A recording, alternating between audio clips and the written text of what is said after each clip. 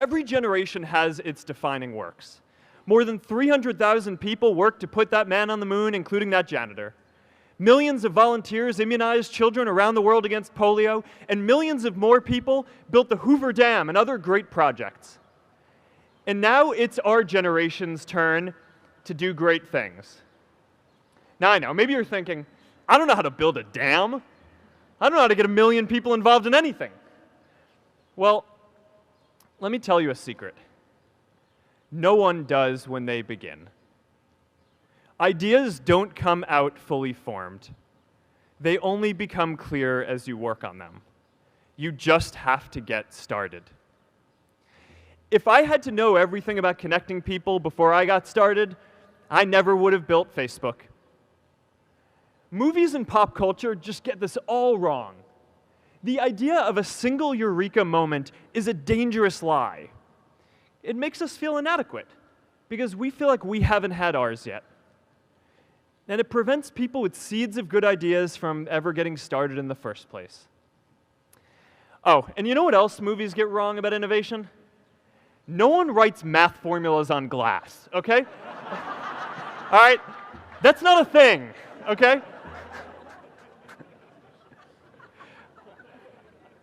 It's really good to be idealistic, but be prepared to be misunderstood.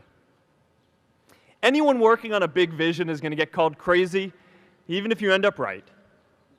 Anyone taking on a complex problem is going to get blamed for not fully understanding it, even though it's impossible to know everything up front. Anyone taking initiative will always get criticized for moving too fast because there's always someone who wants to slow you down. In our society, we often don't take on big things because we're so afraid of making mistakes that we ignore all the things wrong today if we do nothing. The reality is, anything we do today is going to have some issues in the future. But that can't stop us from getting started. So what are we waiting for? It is time for our generation-defining great works.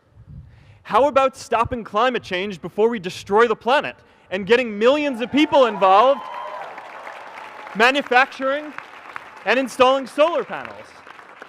How about curing all diseases and getting people involved by asking volunteers to share their health data, track their health data, and share their genomes? You know, today, our society spends more than 50 times as much treating people who are sick as we invest in finding cures so people don't get sick in the first place. It makes no sense. We can fix this. How about modernizing democracy so everyone can vote online? And how about personalizing education so everyone can learn? These achievements are all within our reach. Let's do them all in a way that gives everyone in our society a role. Let's do big things, not just to create progress, but to create purpose.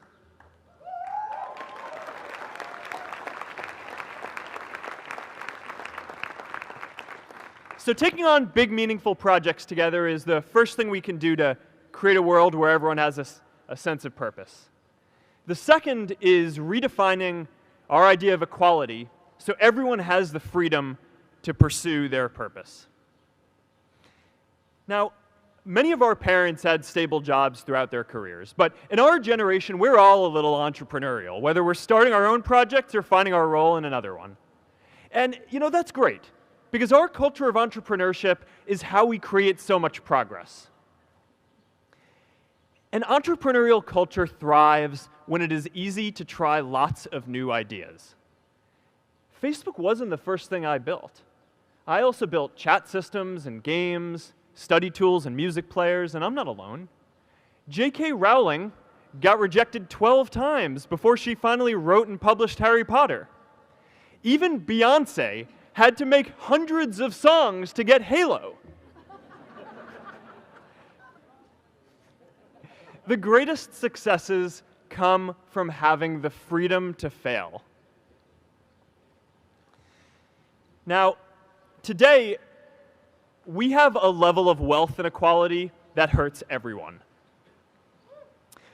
When you don't have the freedom to take your idea and turn it into a historic enterprise, we all lose.